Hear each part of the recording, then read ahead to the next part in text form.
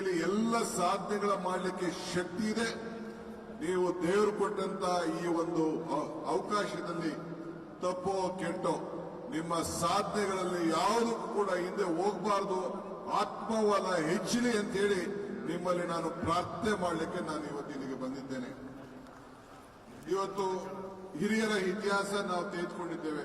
ನಮ್ಮ ರಾಜ್ಯದಲ್ಲೇ ಶಿಶುನಾಳ ಶರೀಫ್ರಿಂದ ಹಿಡಿದು ಬಹಳ ಜನ ಅನೇಕರು ಎಲ್ಲರೂ ಕೂಡ ಇವತ್ತು ಅವರ ಎಲ್ಲ ಮರೆತು ಈ ದೇಶಕ್ಕೆ ಅನೇಕ ಕೊಡುಗೆಗಳನ್ನು ಕೊಟ್ಟು ಹೋಗಿದ್ದಾರೆ. ಪುಟ್ಟರಾಜ್ ಗವಾಯಿರವರು, ಪಂಚಾಕ್ಷರಿ ಗವಾಯಿರವರು ಎಲ್ಲ ನಮಗೆ ಸ್ಫೂರ್ತಿಯನ್ನ ತಂದಿದ್ದಾರೆ. ಕಳೆದ ಒಲಿಂಪಿಕ್ಸ್ ನಲ್ಲಿ ನಮಗೆ ಹೆಚ್ಚು ಪ್ರಶಸ್ತಿ ಸಿಕ್ಕಿಲ್ಲ, ಆದರೆ ಪ್ಯಾರಾಒಲಿಂಪಿಕ್ನಲ್ಲಿ ನಮ್ಮ ಭಾರತಕ್ಕೆ 21 ಪ್ರಶಸ್ತಿಯನ್ನ ಸಿಕ್ಕಿದ್ದನ್ನ ನಾವು ಯಾರು ಕೂಡ ಇತಿಹಾಸವನ್ನ ತೆಗಿಲಿಕ್ಕೆ ಆಗ್ಲಿಕ್ಕೆ ಸಾಧ್ಯ ಇಲ್ಲ. ಅಂಬೇಡ್ಕರ್ ಹೇಳ್ತಾರೆ, ಇತಿಹಾಸ ಮರ್ತವನು ಇತಿಹಾಸ ಸೃಷ್ಟಿ ಮಾಡ್ಲಿಕ್ಕೆ ಸಾಧ್ಯ ಇಲ್ಲ ಅಂತೇಳಿ. ಹಂಗೆ ನೀವು ಇತಿಹಾಸ ಪುಟದಲ್ಲಿ ಇದ್ದೇನೆ. ಅನೇಕ ಸ್ನೇಹಿತರುಗಳು ನಾನು ಗಮನಿಸಿದ್ದೇನೆ. ನಮ್ಮಲ್ಲೂ ಕೂಡ IAS ಆಫೀಸರ್ ಆಗಿ ಬಹಳ ಉತ್ತಮ ಕೆಲಸ ಮಾಡ್ತಾ ಇದೆ. ಒಂದು ಹೆಣ್ಮಗಳು ಮಂಡ್ಯ DC ಇದ್ರು, ಈಗೆಲ್ಲ ಬೇರೆ ಕಡೆ ಯಾವುದೋ ಇಲಾಖೆಯಲ್ಲಿ ಇದ್ದಾರೆ. ಈಗ ಪ್ಯಾರಾ ಒಲಿಂಪಿಕ್ಸ್ ನಲ್ಲೂ ಕೂಡ ಒಬ್ರು ನಮ್ಮ ಕರ್ನಾಟಕ ರಾಜ್ಯದವರೇ ಪ್ಯಾರಾ ಒಲಿಂಪಿಕ್ಸ್ ನಲ್ಲಿ ಪ್ರಶಸ್ತಿಯನ್ನು ಪಡ್ಕೊಂಡದ್ದು ಕೂಡ ನಾವು ಮಾಡಿಕೊಂಡಿದ್ದೇವೆ. ಈ ಚಿತ್ರಕಲೆ, ಸಾಹಿತ್ಯ, ಸಂಸ್ಕೃತಿ ಎಲ್ಲದರಲ್ಲೂ ಕೂಡ ತಾವು ಬಹಳ ಮುಂದಿರುವುದನ್ನು ನಾವೆಲ್ಲ ಗಮನಿಸಿದ್ದೇವೆ.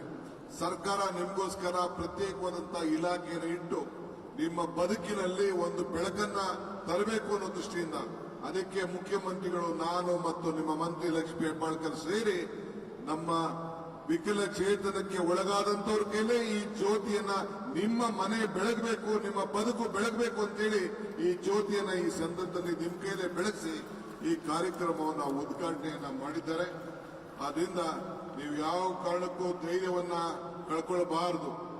ನಮ್ಮ ಸರ್ಕಾರ ಸಿದ್ದರಾಮಯ್ಯ ಸರ್ಕಾರ ನಿಮ್ಮ ಮನೆ ಬಾಗಿಲಿಗೆ ಬಂದು ನಿಮ್ಮೆಲ್ಲ ಕಾರ್ಯಕ್ರಮವನ್ನು ಕೂಡ ಈ ಸಂದರ್ಭದಲ್ಲಿ ಏನೇನು ನಿಮ್ಮ ಕೊರತೆಗಳಿದೆ, ನಿಮ್ಮ ಭಾವನೆಗಳಿದೆ, ಆ ಭಾವನೆಗಳಿಗೆ ಸ್ಪಂದಿಸಿ ನಾವು ನಿಮ್ಮ ಜೊತೆಲಿ ಕೆಲಸ ಮಾಡಲಿಕ್ಕೆ ನಾವು ಸಿದ್ಧರಾಗಿದ್ದೇವೆ ಅನ್ನೋ ಮಾತನ್ನ ಈ ಸಂದರ್ಭದಲ್ಲಿ ಹೇಳಿ ಭಗವಂತ ನಿಮಗೆ ಒಳ್ಳೇದು ಮಾಡಲಿ, ಆತ್ಮಧೈರ್ಯ ನಿಮಗೆ ತುಂಬಲಿ.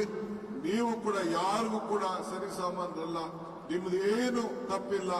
ಭಗವಂತನ ಸೃಷ್ಟಿ ಇವತ್ತು ನಿಮಗೊಂದು ದೊಡ್ಡ ಸವಾಲಾಗಿ ನೀವು ಸ್ವೀಕಾರವನ್ನು ಮಾಡಿ ಸಮಾಜದಲ್ಲಿ ನಿಮ್ಮ ಕೈಲೂ ಕೂಡ ಎಲ್ಲ ಸಾಧನೆಗಳನ್ನು ಮಾಡಲಿಕ್ಕೆ ಶಕ್ತಿ ಇದೆ ಅಂತ ತೋರಿಸುವಂತ ಧೈರ್ಯ ನಿಮಗೆ ಬರಲಿ ಅಂತೇಳಿ ಭಗವಂತನಲ್ಲಿ ಪ್ರಾರ್ಥನೆ ಮಾಡಿ